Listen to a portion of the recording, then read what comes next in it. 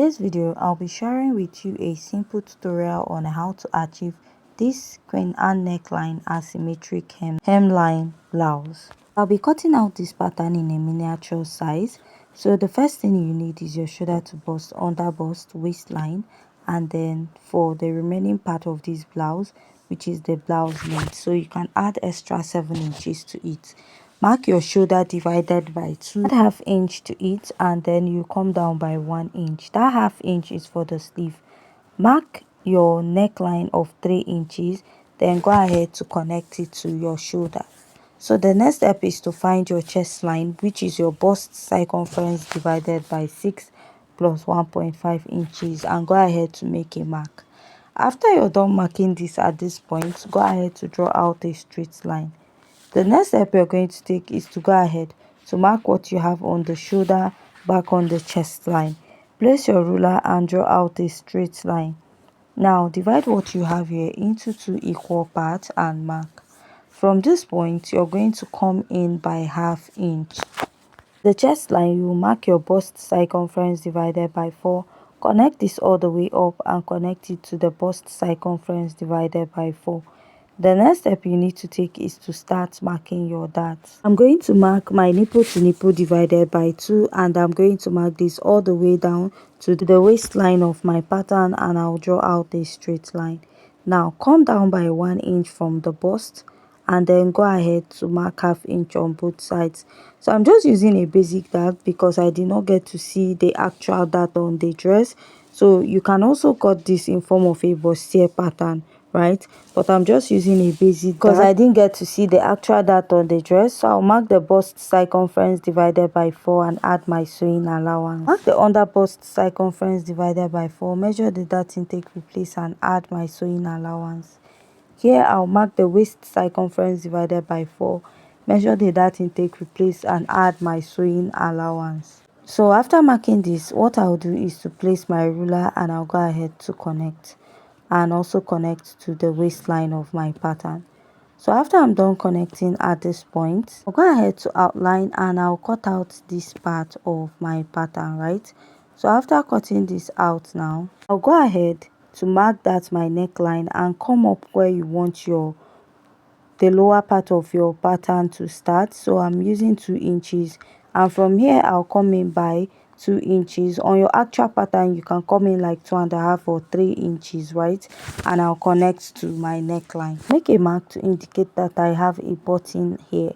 Now to tighten your yoke area, take out 0.3 inches to 0.5 here and blend it into your armhole this way.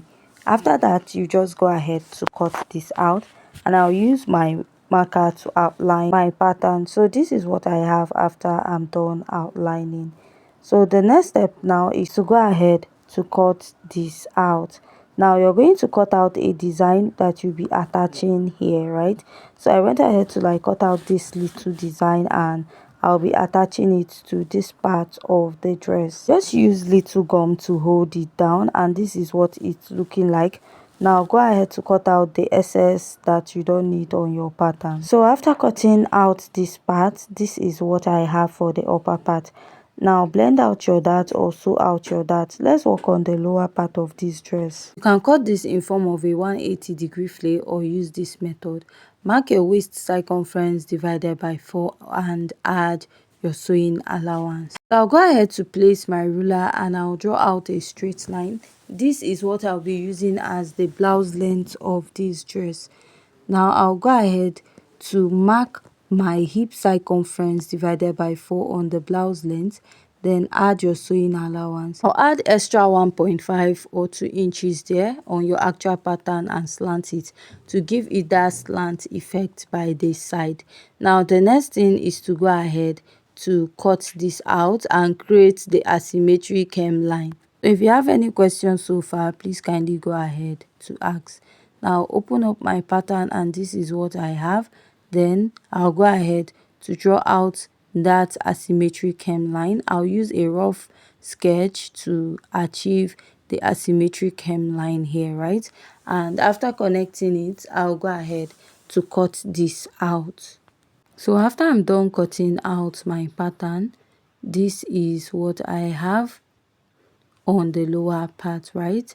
So for the front, you cut it on fold. Now for this pattern, you can use it to cut the back. All you have to do is slash it into two and add like a zipper allowance to it. That is if you want to add an asymmetric hemline at the back also. Now we are going to cut the upper part of the back. This is the zipper, and after marking the zipper, you mark your basic neckline. So I've already gone ahead to mark out all the measurements we need for this pattern, right? So I marked the neckline we use for that of the front, and you extend it to the back. So after marking this, I'll go ahead to mark the dart intake. Mark your nipple to nipple divided by 2 and draw out a straight line. After that, mark ½ inch on both sides, and you'll be extending this all the way down. So let's go ahead to label here as shoulder to bust and waist. I'll come down by 1 inch here and connect my dart, just like I said, connect it all the way down towards the waist. Now we're going to insert the body measurement. Mark your bust circumference divided by 4, add your sewing allowance. When going to the waistline, mark your waist circumference divided by 4, measure the dart intake, replace, and add your sewing allowance. Now the next step is just to go ahead to connect this. So after this, we are going to tighten the shoulder.